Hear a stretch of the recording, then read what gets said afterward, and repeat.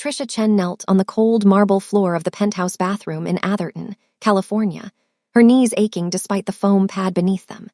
The October afternoon light slanted through the floor-to-ceiling windows, illuminating every water spot, every streak, every imperfection she had been hired to eliminate. She scrubbed at a stubborn calcium deposit near the base of the platinum-finished bathtub faucet, her shoulders burning from 3 hours of nonstop cleaning. The hair tie on her wrist snapped without warning. She felt it give way, the cheap elastic finally surrendering after months of use, and suddenly her thick mass of dark curls tumbled forward into her face, obscuring her vision. A few strands stuck to her lip gloss.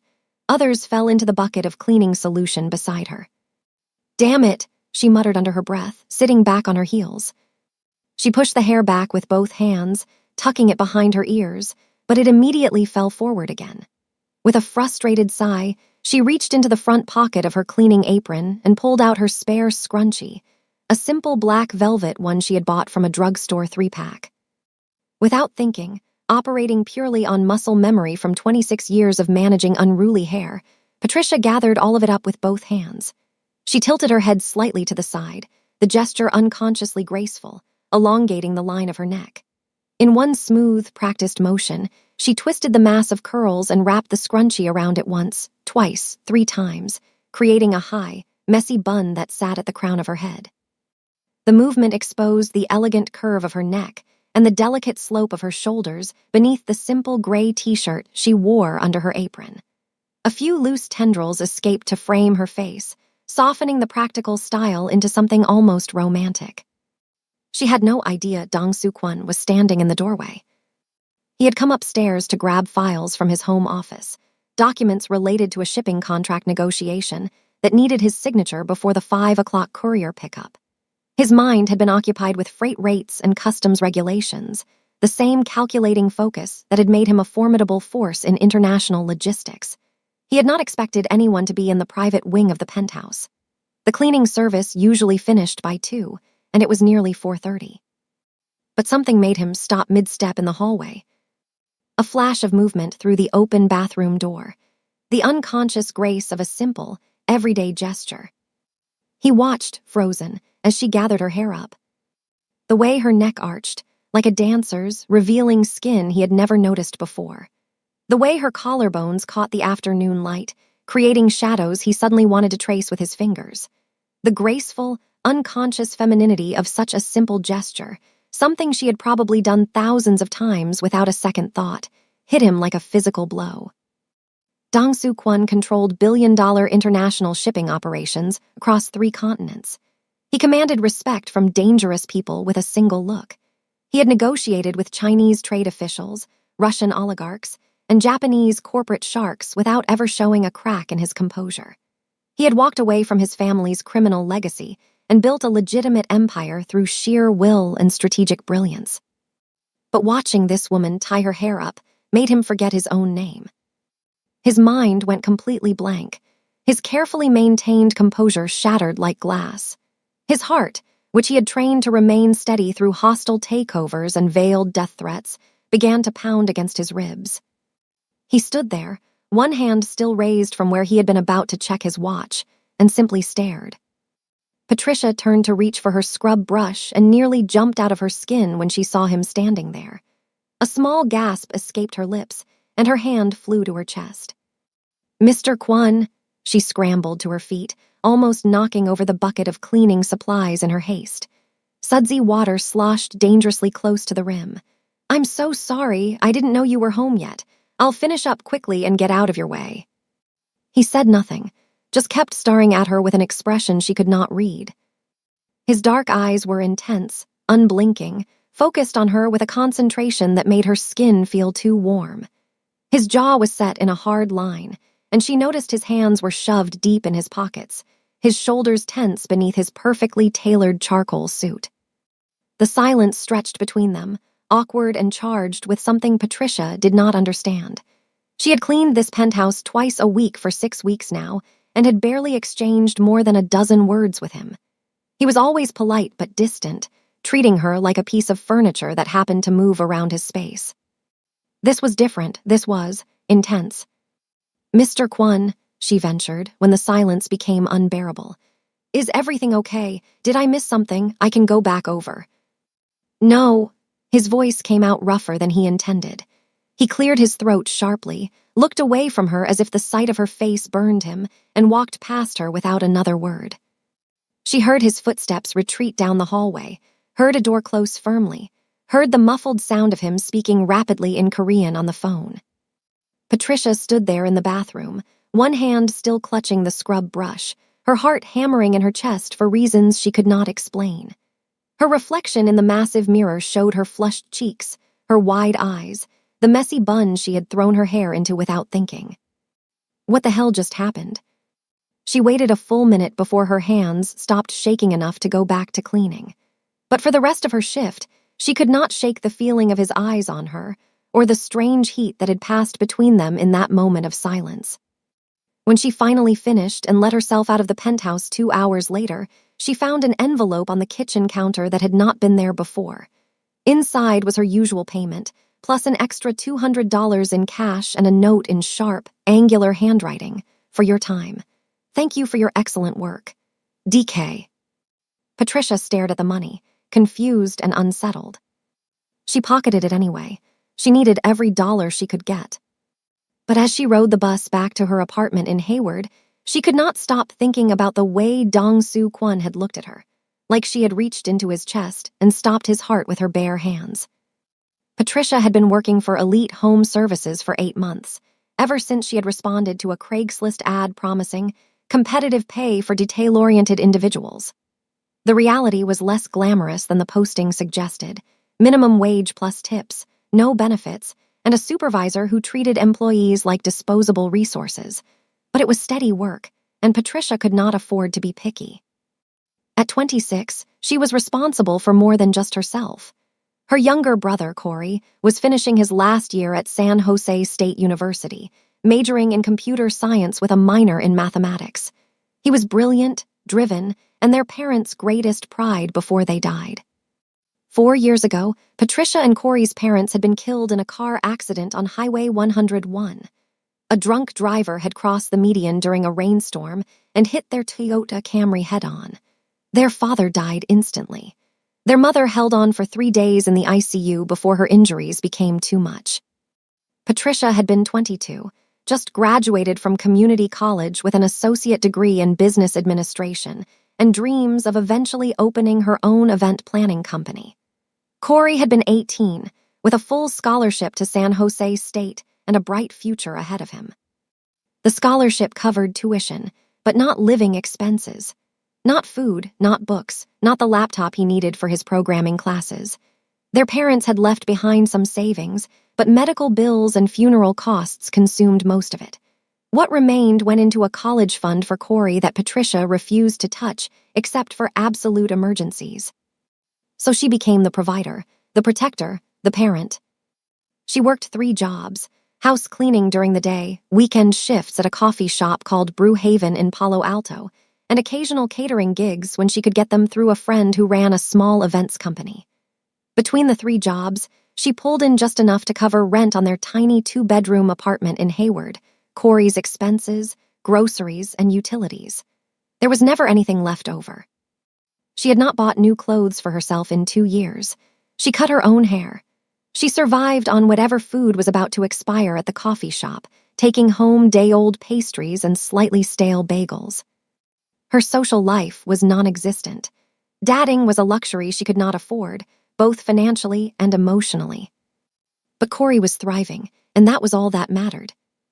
The Kwon penthouse in Atherton was her newest assignment, added to her rotation 6 weeks ago. Her supervisor at Elite Home Services, a perpetually stressed woman named Linda, had called her with the job on a Tuesday morning. "I need you to take on a new client," Linda had said without preamble. "High-end property in Atherton. Pays double our usual rate, but the client is extremely particular. Private, rarely home, expects absolute perfection. Can you handle it?" Patricia had been in the middle of scrubbing someone's oven in Lowe's Gatos, her back already aching. What kind of particular? The kind that will notice if a picture frame is a 1/4 inch off from where it was before. The kind that has security cameras in every room and actually reviews the footage. The kind that might fire us if you so much as leave a streak on a window. Sounds delightful. It pays $150 per session, twice a week, plus whatever tip he leaves. Are you interested or not? Patricia had done the math in her head. $300 a week extra meant $1,200 a month. That was nearly half her rent. That was Corey's groceries and his textbooks with money left over. I'm interested. Linda had emailed her the address and the security code. She had shown up the following Monday at 9 a.m. sharp, prepared for some entitled tech bro or eccentric venture capitalist. Instead, she had found a penthouse that looked like it belonged in an architecture magazine. Clean lines, expensive materials, minimalist furniture that probably cost more than she made in a year. Everything was in shades of gray, black, and white, with occasional touches of deep blue. It was beautiful and cold and utterly impersonal, like a high-end hotel rather than someone's home. She had cleaned for 4 hours that first day and never saw the owner. He had left a note on the kitchen counter. Please focus on the bathrooms and the main living areas. Do not enter the locked office on the second floor. Thank you. The note had been signed with just the initials, DK. She had not met Dong-Soo Kwon in person until her third visit, when he had come home unexpectedly while she was cleaning the kitchen. He had walked in, stopped short when he saw her, and given her a curt nod. You're the new cleaning service. Yes, sir, Patricia Chen. I'll stay out of your way. He had looked at her for a brief moment, assessing, businesslike, and then nodded again. The kitchen looks good, thank you. Then he had disappeared into his office and stayed there until she left. That had been their only interaction for weeks. He was polite but distant. He left generous tips. He never made special requests or complained about her work. As far as employers went, he was ideal, professional, respectful, and completely uninterested in her as anything other than a service provider. Until the day she tied her hair up. Now, riding the bus home after that strange, charged encounter, Patricia tried to make sense of what had happened. Maybe she had imagined it. Maybe he had just been tired or stressed about work. Maybe that intense stare had meant nothing at all. But the extra $200 in the envelope suggested otherwise, as did the way her heart was still racing, hours later. She pulled out her phone and texted Corey, working late tonight. Leftover pasta in the fridge. Don't forget your algorithms assignment is due tomorrow. His response came immediately, already done. You worry too much.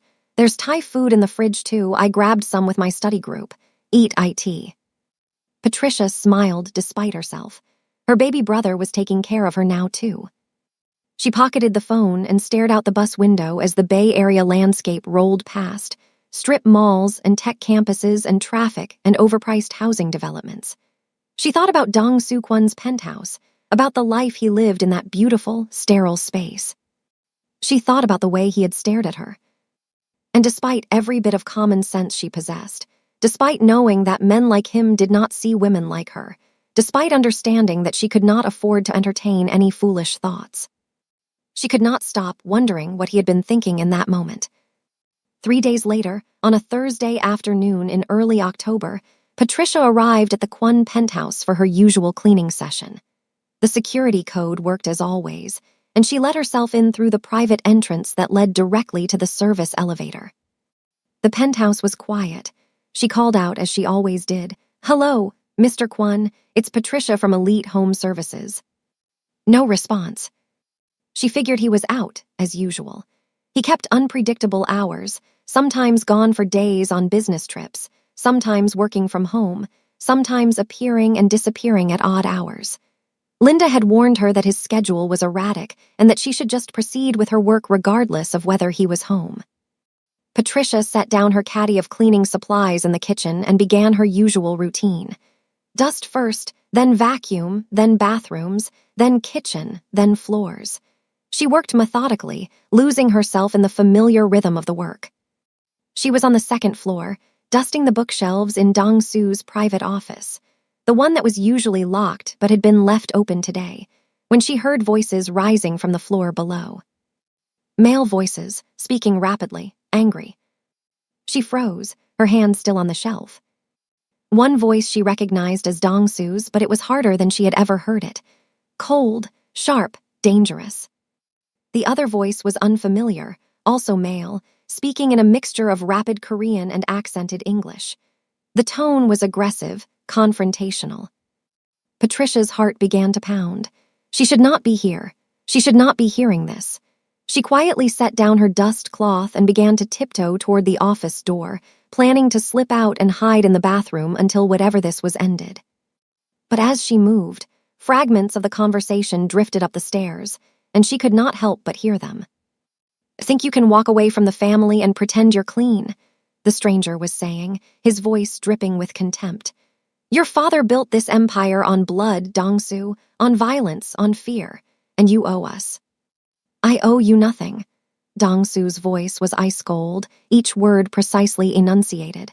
"I restructured the business legally. Every asset is accounted for. Every operation is legitimate. You have no claim here, Min-yi." "I have every claim. Your father promised my father." "My father is dead. Your father is dead. The old ways are finished." "Your cousin does not see it that way." The other man's voice dropped to something darker. "He says you stole what was rightfully his. He says you used family connections to build your empire and then cut us out when it became profitable. He wants compensation, or he will make your life very complicated." There was a pause.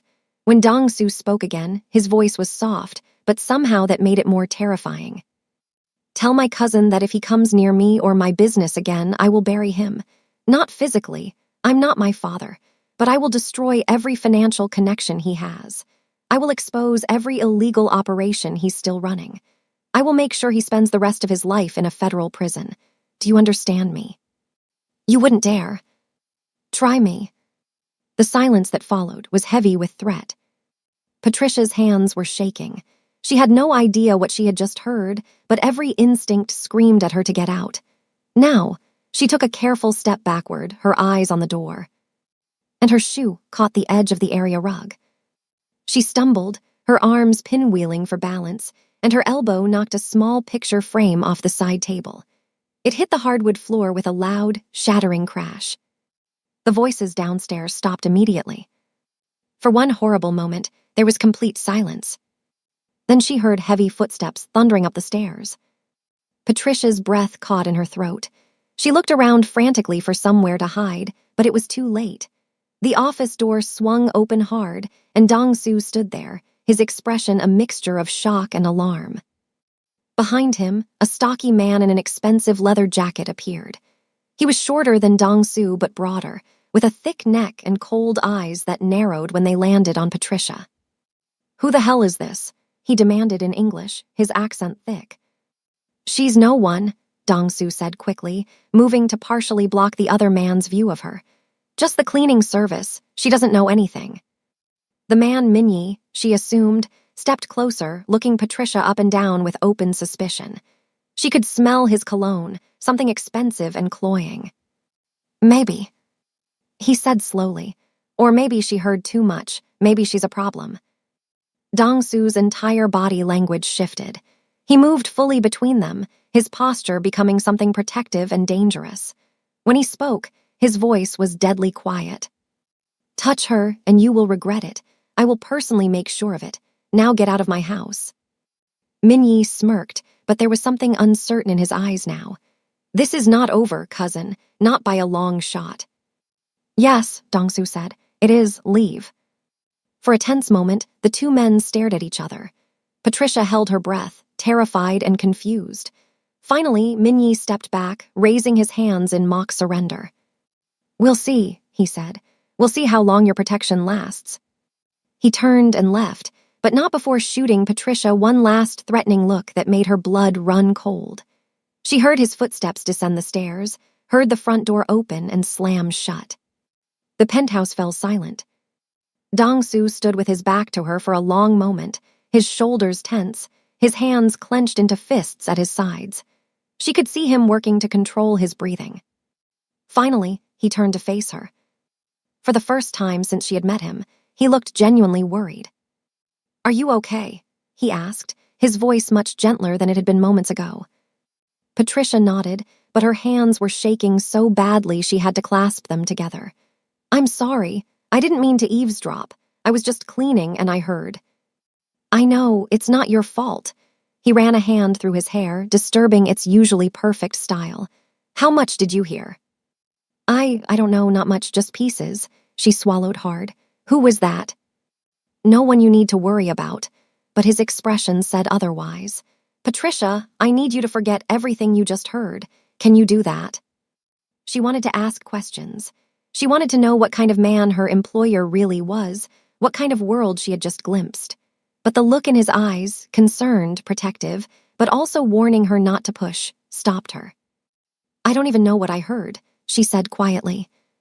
He studied her face for a long moment, searching for something. Finally, he exhaled slowly.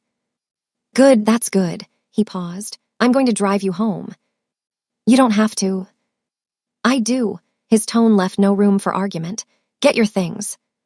Patricia gathered her cleaning supplies in a daze, her hands still trembling slightly as she packed everything into her caddy. Dong-su waited downstairs, and when she descended the staircase, she found him by the door with his car keys in hand and his phone pressed to his ear. He was speaking rapid Korean, his tone clipped and authoritative. She caught the words security and something that sounded like surveillance, but the rest was incomprehensible to her. He ended the call when he saw her and gestured toward the door. "This way." The parking garage beneath the building housed a collection of expensive vehicles, but Dong-su led her to a sleek black Audi sedan, understated compared to the Lamborghini and Tesla Roadster parked nearby, but still worth more than Patricia would make in 5 years.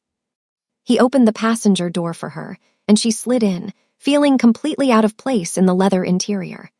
The car smelled like new car and subtle cologne, and when Dong-su got in the driver's seat, the space suddenly felt very small. He pulled out of the garage and onto the tree-lined streets of Atherton, where every house was a mansion and every car was a status symbol. They drove in silence for several minutes before he spoke. "What's your address?" She gave it to him, and he input it into the GPS. His eyebrows rose slightly when the estimated drive time appeared, 47 minutes. "You commute an hour each way to clean houses." Patricia shrugged, looking out the window. "It's good money, better than most cleaning jobs." More silence. They merged onto Highway 101, joining the eternal flow of Bay Area traffic. "I'm sorry you were put in that position today," Dong-su said finally. "It won't happen again." "It's fine," Patricia replied, though her voice was unsteady. "I just clean houses. I'm not part of whatever that was." "You're not," he agreed, "and I'll make sure it stays that way." She wanted to ask him what he meant. She wanted to ask who Minyi was, what the old family business had been, why someone would threaten him. But something in his posture, the tight grip on the steering wheel, the muscle jumping in his jaw, told her to let it go. They continued in silence through Mountain View, past the Google campus, through Sunnyvale and Milpitas. The urban landscape gradually deteriorated as they moved away from the wealthy enclaves of Silicon Valley and toward the working-class neighborhoods of the East Bay. When they finally pulled up outside her apartment building in Hayward, a tired-looking complex with peeling paint and a broken gate, the contrast between their worlds had never been more stark. Dong-su looked at the building, then at her. His expression was difficult to read. "You live here." "It's cheap and close to Corey's campus," she said defensively. "Corey?" "My brother. He's finishing his degree at San Jose State." Something shifted in Dong-su's expression. "You're supporting him." "We support each other." He nodded slowly, and she thought she saw something like respect in his eyes. She reached for the door handle, but he spoke before she could get out. "Patricia." She turned back. He was looking at her intently, and once again she felt that strange electricity in the air between them. "Be careful over the next few days," he said. "And if anyone approaches you asking questions about me, anyone at all, call me immediately." He pulled a business card from his wallet and wrote a number on the back with a pen from the center console. "This is my personal cell, not my business line. Use it if you need to." She took the card, her fingers brushing against his for just a second. The contact sent a jolt through her that she tried hard to ignore. You think he'll come after me? No, Dong-su said firmly, but I don't take chances with people I care about. The words hung in the air between them. People I care about. Patricia's heart did a strange flip in her chest. You barely know me. His dark eyes held hers. I know enough. She did not know how to respond to that, so she simply nodded and got out of the car. He waited until she was inside the building before driving away, and she watched his taillights disappear down the street with a confused, fluttering feeling in her chest. Over the next few days, Dong-su could not get Patricia out of his head. It was not just attraction anymore, though God knew he was attracted to her. It was something deeper, something that had started the moment he watched her tie her hair up and had solidified the instant he saw fear in her eyes. She had been afraid, but she had not run. She had not demanded answers or threatened to go to the police. She had not tried to leverage what she heard for money or protection.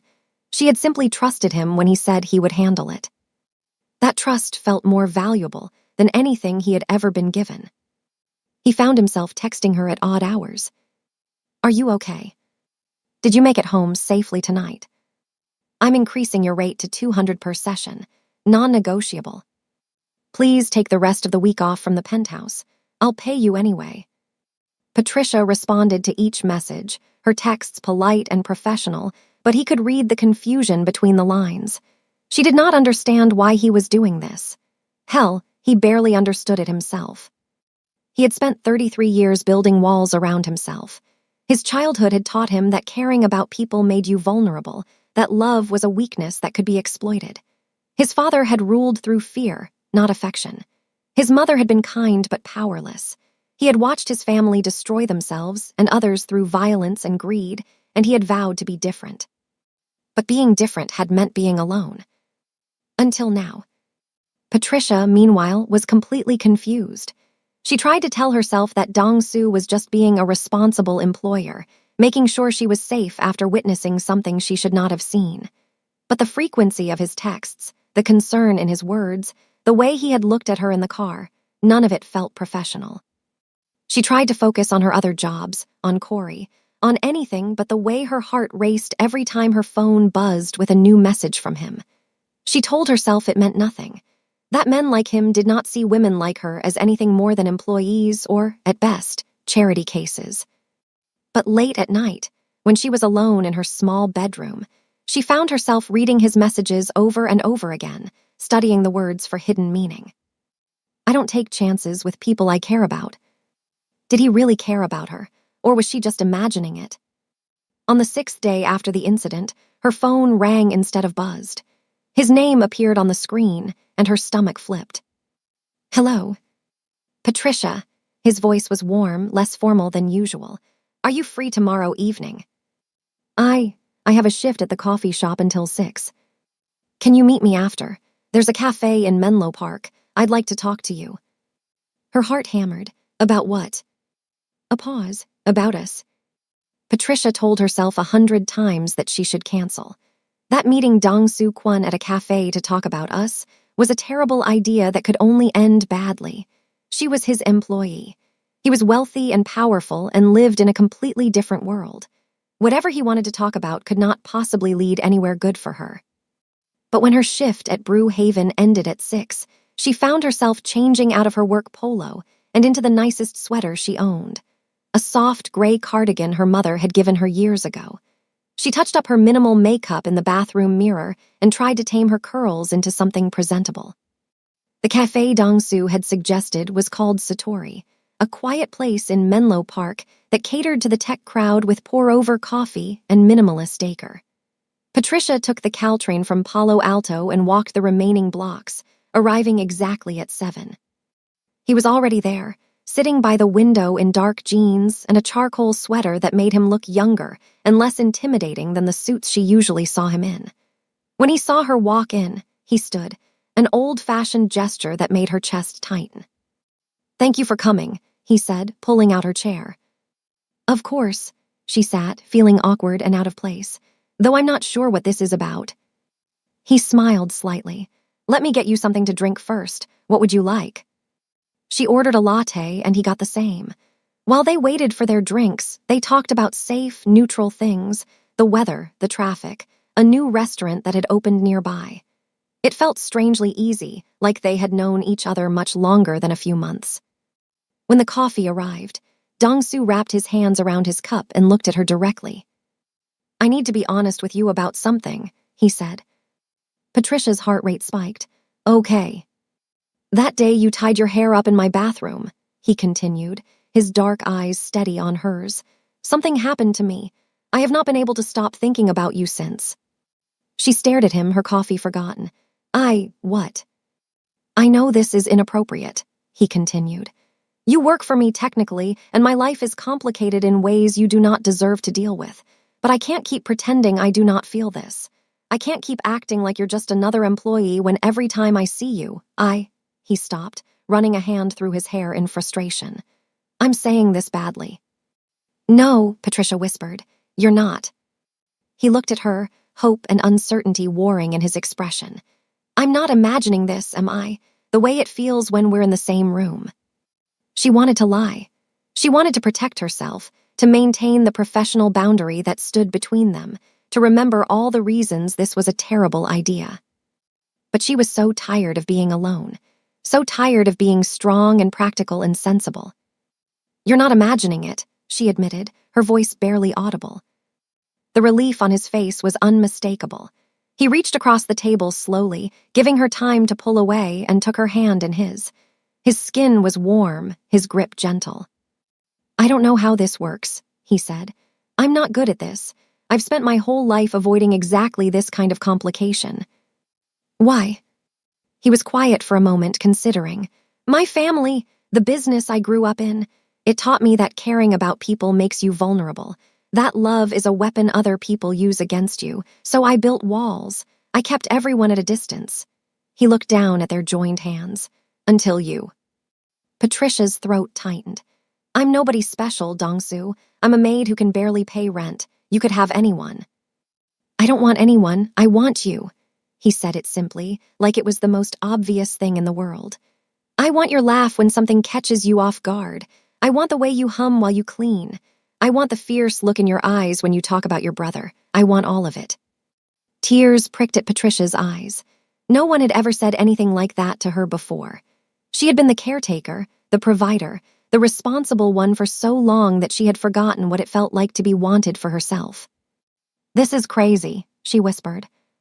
"Probably. We're from completely different worlds. I don't care. Your life is dangerous. That man who came to your house. I'll handle it. I'll handle all of it." He squeezed her hand. "All I need to know is if you feel this too, if there's a chance." Patricia looked at him, really looked at him, at the uncertainty in his usually confident expression, at the vulnerability he was showing her despite everything he had said about walls and distance, at the way he held her hand like it was something precious. She thought about her practical, responsible self, the one who worked 3 jobs and never took risks and always chose safety over happiness. And she thought about the girl she used to be before her parents died, the one who believed in possibilities. "I feel it too," she said. "I don't know what it means or how it could work, but I feel it too." Dong-soo's smile transformed his entire face, making him look younger and lighter. He brought her hand to his lips and pressed a gentle kiss to her knuckles. "Then we'll figure out the rest together." They stayed at the cafe until it closed, talking about everything and nothing. He told her about growing up as the American-born son of Korean immigrants who ran a logistics company that was really a front for organized crime. About watching his father build an empire on fear and violence. About the moment he decided to break away and go legitimate, even though it meant cutting ties with most of his family. She told him about her parents, about the accident, about becoming Corey's guardian when she was barely more than a kid herself. About her dreams of running her own business someday, dreams she had put on hold to survive. When they finally left, he drove her home again. This time, when they pulled up outside her apartment, he walked her to the door. "Can I see you again?" he asked. "Not as your employer, as whatever this is." "Yes," she said, smiling despite herself. "I'd like that." He reached out and tucked a loose curl behind her ear, his fingers lingering on her cheek. For a moment, she thought he might kiss her, and her heart hammered in anticipation. but instead, he stepped back, giving her space. "Good night, Patricia." "Good night." She watched him walk back to his car, and when she got inside her apartment, she found Corey on the couch with his laptop, working on code. "You look happy," he observed, glancing up from his screen. "What happened?" Patricia touched her cheek, where Dong-su's fingers had been, and smiled. "I think I just started something either really wonderful or really stupid." Corey grinned. "My money's on wonderful." She hoped he was right. For 3 weeks, Patricia existed in a strange, beautiful bubble. She and Dong-su saw each other whenever their schedules allowed. Dinners at quiet restaurants, walks through Stanford campus, late-night phone calls that stretched past midnight. He was surprisingly easy to talk to, with a dry sense of humor that caught her off guard and a thoughtfulness that made her feel truly seen for the first time in years. He did not push her physically, despite the obvious attraction between them. He held her hand. He kissed her forehead when they said goodbye. He looked at her like she was something precious. But he kept a careful distance, and she appreciated it, even as part of her wished he would close the gap. She stopped cleaning his penthouse. They both agreed it would be too weird, but he insisted on continuing to pay her the rate he had promised, calling it a consulting fee for helping him find a new service. She used the money to finally replace her broken laptop and buy Corey new shoes. Life felt, for the first time in years, manageable, maybe even good. She should have known it would not last. It was a Thursday evening in late October. Patricia was finishing her shift at Brew Haven, wiping down the espresso machine and counting out the register while her coworker mopped the floors. The cafe closed at 8, and by 8:15, she was locking the door behind her and walking toward the Caltrain station. The streets of Palo Alto were busy with students and young professionals. The sidewalk cafes still full despite the autumn chill. Patricia pulled her jacket tighter and checked her phone. A text from Dong-su, "Dinner tomorrow, I'll cook." She smiled and was typing a response when a black SUV pulled up beside her at the curb. Her first instinct was to ignore it and keep walking, but then the rear window rolled down and a familiar voice called out. "Patricia Chen, get in the car, we need to talk." She looked over and felt her blood turn to ice. It was Min-yi, the man from Dong-su's penthouse, the one who had threatened her employer, the one who had looked at her like she was a problem to be solved. "No," she said firmly, picking up her pace. The SUV kept pace with her. "It's not a request." The front passenger door opened, and a second man stepped out, tall, broad-shouldered, expressionless. He walked toward her with purpose. Patricia looked around desperately. The street was busy, but no one was paying attention. Just another car, just another conversation. Nothing unusual. The man grabbed her arm, not violently, but firmly enough that she could not pull away. "Don't make a scene," he said quietly. "Get in the car, answer a few questions, and you go home safe. Fight, and this gets complicated." Her heart hammered.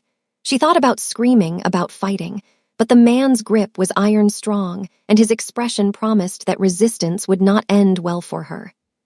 She got in the car. They drove north, away from Palo Alto, through Mountain View and into San Francisco. No one spoke. Patricia's mind raced through scenarios, each worse than the last. They were going to hurt her. They were going to kill her. They were going to use her to get to Dong-su. After 30 minutes that felt like hours, the SUV pulled into an empty parking garage in the Soma district. The driver parked in a dark corner far from any cameras or foot traffic.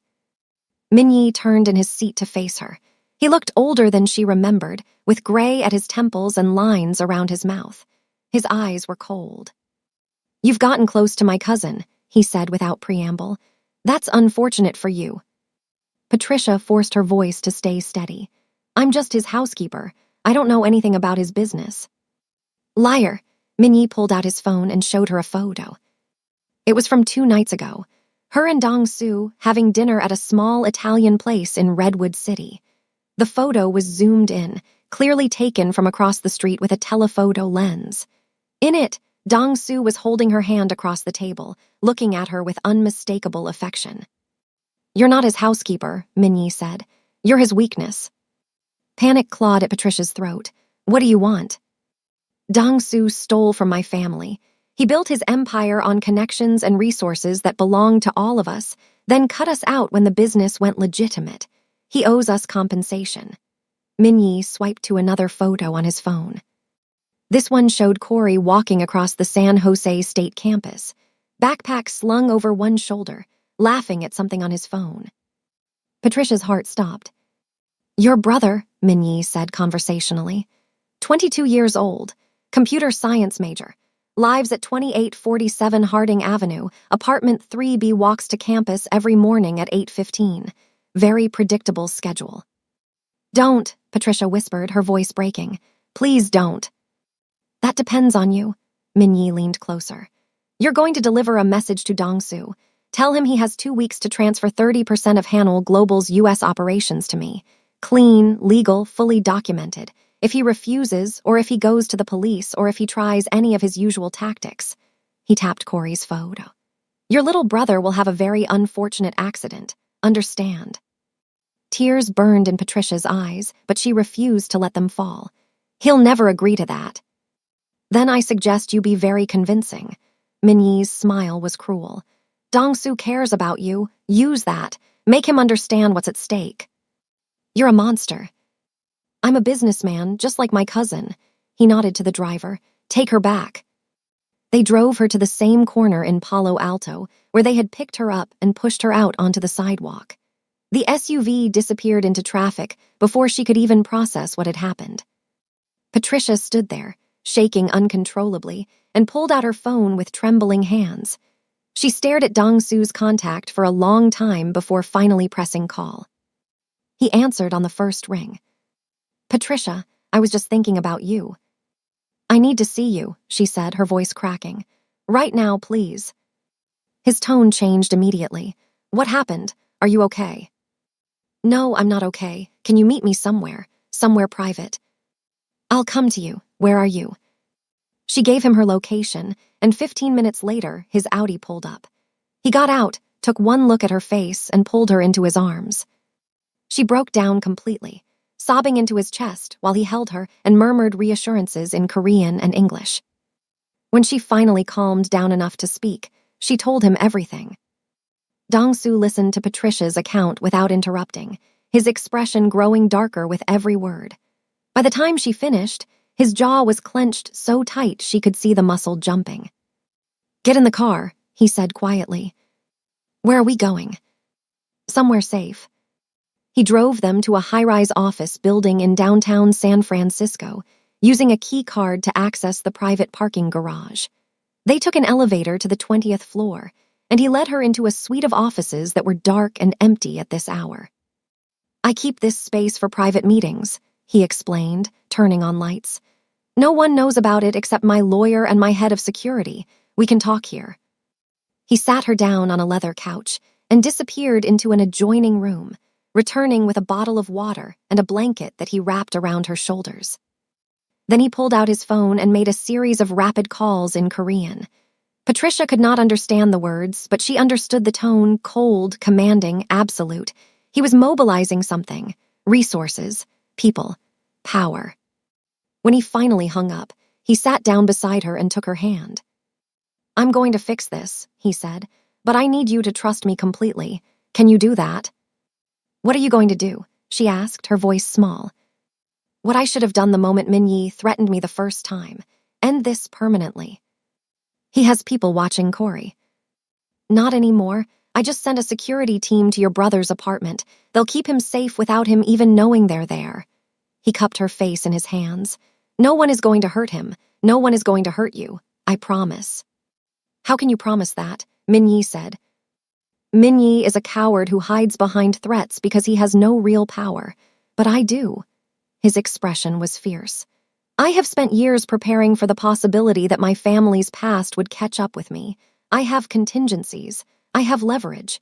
And I have no intention of letting him use you against me." Over the next 3 days, Dongsu worked with the focused intensity of a man waging war.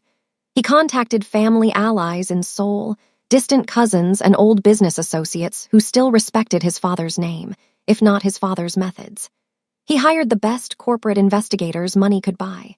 He activated legal teams across 3 countries. And slowly, methodically, he built a trap. Patricia stayed with him during this time, at his insistence. He did not want her going home, did not want her anywhere Minyi could reach her. She called in sick to her jobs and told Corey she was helping a friend with a family emergency. He accepted the explanation without question, having no idea that armed guards were watching him 24 hours a day. On the fourth day, Dong-soo sat Patricia down and showed her what he had found. Minyi has been embezzling from family operations for years, he explained, spreading documents across the conference table. Money laundering, tax fraud, illegal gambling operations in 3 states. He's been using family connections to run a shadow empire, and he's been very, very sloppy about covering his tracks. How did you get all this? I've been collecting it for years. Insurance, in case I ever needed it. He pulled out another folder. This is evidence of his current operations, enough to put him away for 20 years minimum, enough to get him excommunicated from what's left of the family organization, enough to destroy him completely. Patricia stared at the files. You've been planning this. I've been preparing for it, there's a difference. He closed the folders. I arranged a meeting with him, tomorrow in Seattle, neutral territory. I'm going to give him a choice, walk away from me, from you, from everything I've built. Or I send all of this to the FBI and to the family council in Seoul. What if he doesn't take the deal? He will, because he knows that if he doesn't, he loses everything. His freedom, his money, his life, probably. The family council does not look kindly on members who bring federal attention to their operations. Dong-soo's certainty should have been reassuring, but Patricia could not shake her fear. And if something goes wrong? He pulled her close, wrapping his arms around her. Nothing will go wrong. I've done this before, Patricia. I've faced down worse men than Minyi. He's desperate and stupid, and that makes him predictable. She wanted to believe him. She needed to believe him. Promise me you'll be careful, she whispered.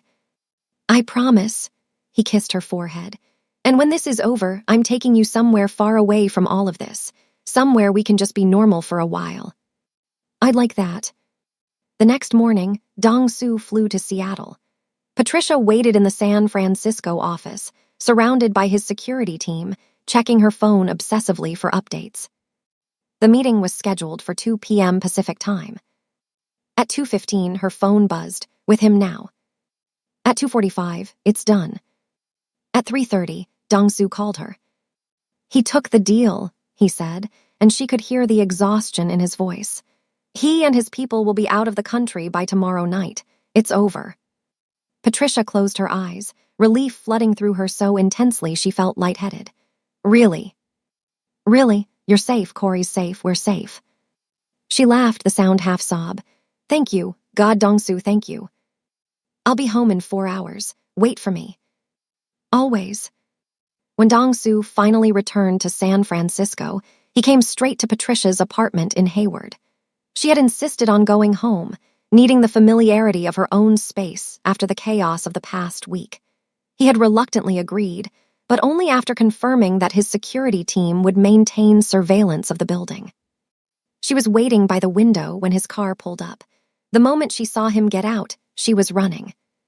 She met him halfway across the parking lot and threw herself into his arms. He caught her easily, holding her tight while she cried into his shoulder, relief and fear and gratitude all pouring out at once. It's over, he murmured, stroking her hair. You're safe, Corey's safe, I promise. They stood there in the parking lot for a long time, just holding each other while the autumn wind picked up around them. Finally, Patricia pulled back enough to look at him. His face was lined with exhaustion, his usually perfect hair disheveled, but his eyes were warm. Come inside, she said. Her apartment was small and shabby compared to his penthouse, with second-hand furniture and peeling paint, but he settled onto her worn couch like it was the most comfortable place in the world. She made tea, cheap grocery store stuff, nothing like the premium brands he probably drank, and sat beside him. Tell me what happened, she said. So he did. He explained the meeting, the evidence he had presented, the look on Minyi's face when he realized he had been outmaneuvered. The quiet conversation that followed, where Dong-soo had laid out the terms clearly, leave or lose everything. He tried to bluster. Dong-su said. Threatened me, threatened you. But when I showed him proof that I'd already sent copies of everything to a lawyer with instructions to release it if anything happened to me or mine, he folded. He's a bully, Patricia, and bullies always fold when someone stands up to them. I was so scared, she admitted. I know, he took her hand. I'm sorry you were dragged into this, into my mess. It's not your fault. It is, though, if you hadn't gotten close to me. Then I'd still be working 3 jobs and barely scraping by, never taking a risk, never letting anyone in. She squeezed his hand. I don't regret this, Dong-su, any of it. He looked at her, really looked at her, with an intensity that made her breath catch. Why did you do all this for me? She asked softly. Risk your business, call in favors, spend a fortune on security. Why? Dong-su set down his tea and cupped her face in his hands, the gesture achingly gentle. Because from the moment you tied your hair up in my bathroom, you became the only thing that mattered to me, he said. I know it sounds crazy. I know we come from completely different worlds. I know this happened fast, but I don't care about any of that. I care about you. The way you laugh at terrible jokes, the way you hum when you think no one's listening, the fierce way you love your brother, the strength it takes to keep going when life keeps knocking you down. All of it. I care about all of it. Tears slipped down Patricia's cheeks. I've been alone for so long. I know. I've been so scared to let anyone in. I know that too. But her voice broke. I think I'm falling for you. God help me, but I think I already have. The smile that broke across Dong-su's face was like sunrise. Say that again. I'm falling for you. Again. She laughed through her tears. I'm falling for you, Dong-su Kwon. Good, he whispered, pulling her close. Because I've already fallen for you, Patricia Chen. And then he kissed her. It was soft at first, tentative, like they were both afraid to break the fragile thing building between them. But then Patricia wrapped her arms around his neck and kissed him back with everything she had been holding inside, all her fear and loneliness and desperate hope, and the world fell away. When they finally broke apart, both breathing hard, Dong-su rested his forehead against hers. Stay with me tonight, he said. Not like that, just stay. I don't want to let you go. Okay, she whispered. They fell asleep on her small couch, tangled together under a cheap blanket, and it was the best sleep either of them had had in years. 6 months later, Patricia Chen stood in the living room of a beautiful townhouse in Los Altos, California, and could not quite believe it was real. The townhouse was hers, legally, officially hers. Dong-su had insisted on putting it in her name only, no co-ownership, no strings attached. Just a gift, he had said, though gift seemed like an inadequate word for a $2 million property. I can't accept this, she had protested when he first showed her the listing. You can and you will, he had replied firmly. You and Corey need a safe place to live, a real home, not that apartment with a broken heater and the mold in the bathroom. Let me do this for you, please. She had cried, then she had said yes. Now, unpacking boxes in the bright, spacious living room, she felt like she was living someone else's life. The townhouse had 3 bedrooms, 2.5 baths, a modern kitchen that made her want to learn to cook, and a small backyard with a lemon tree. It was beautiful and bright and safe, and every time she walked through the door, she wanted to pinch herself. Where do you want the books? Corey called from the hallway, struggling with a box. Office, she called back. 2nd room on the right. Her brother had graduated from San Jose State 2 weeks ago with a 3.9 GPA and multiple job offers. He had accepted a position at a tech startup in Mountain View, with a starting salary that made Patricia want to cry with pride. He was thriving, independent, building his own life. She did not have to worry about him anymore. She had quit all 3 of her jobs, not because Dong-su had asked her to, but because he had helped her start her own business, a luxury home staging company called Refined Spaces. Using her years of experience in high-end homes and her natural eye for design, she had built a client list that was already more than she could handle alone. She had hired 2 employees and was considering a 3rd. She was her own boss, building something that was truly hers. And Dong-su was still the iron wolf in the boardroom, still commanding and untouchable to the rest of the world. But when he came home to her, and he did most nights, Though they maintained separate residences for now, he was just a man who loved a woman with quiet, fierce devotion. They had taken things slow after that first kiss, building trust, learning each other. He had introduced her to his mother, who lived in Seattle and who had hugged Patricia and cried and told her son in Korean that he had finally done something right. Patricia had introduced him to Corey, who had been skeptical at first, but eventually came around when he saw how happy his sister was. "Hey," Dongsu's voice came from the doorway. "I brought lunch." She turned to find him standing there in jeans and a casual shirt, holding bags from her favorite Thai place. He looked relaxed, younger without the suit and the corporate armor. "You're supposed to be at work," she said, smiling. "I own the company. I can leave when I want." He set the food on the kitchen counter and pulled her into his arms. "Besides, I wanted to see you. You saw me this morning. And now I'm seeing you again. Problem." She laughed and kissed him. "No problem." They ate lunch on the floor of the empty living room, surrounded by boxes, talking about everything and nothing. He told her about a new shipping contract with a Japanese manufacturer. She told him about a potential client who wanted to stage a $5 million mansion in Woodside. "I'm proud of you," he said suddenly. She looked up surprised. "For what?" "For building this, your business, your life. You could have let me just take care of everything. A lot of people would have, but you're still fighting to make your own way." "I've been taking care of myself for a long time," she said. "It's hard to stop." "I know, and I love that about you." He reached over and tucked a curl behind her ear, the gesture achingly familiar now. "But you know you don't have to do it alone anymore, right? I'm here, for whatever you need." Her throat tightened. "I know." "Good." That evening, they sat on the back patio of the townhouse, watching the sun set over the Bay Area hills. The sky turned gold and pink and purple, and the air smelled like lemons and summer coming. Dongsu reached over and took her hand, lacing his fingers through hers. "Do you ever regret it?" he asked quietly. "Getting tangled up in my mess?" Patricia looked at him, this man who had fought for her, protected her, loved her without hesitation or reservation. This man who had seen her at her most ordinary and treated her like she was extraordinary. This man who had changed her entire life with his quiet, fierce devotion. "Not for a single second," she said. He smiled and pulled her close, pressing a kiss to her forehead, then her cheek, then her lips. "I love you," he said, simple, direct, true. "I love you too." They sat there together as the sky darkened and the first stars appeared, two people from completely different worlds who had found something rare and precious in each other.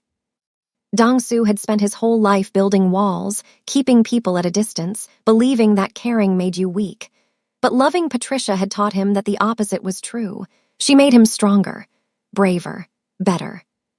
Patricia had spent years believing that she had to be strong alone, that asking for help was weakness, that happiness was a luxury she could not afford. But being with Dongsu had taught her that strength came in many forms, and that letting someone in did not make her any less capable. For the first time in both of their lives, they were home. And it had all started with a simple gesture, tying up her hair in his bathroom, unaware that she was about to change everything. "What are you thinking about?" Patricia asked, noticing his distant smile.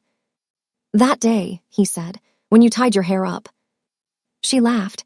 "You really lost all focus, didn't you?" "Completely and utterly," he grinned. "Best thing that ever happened to me."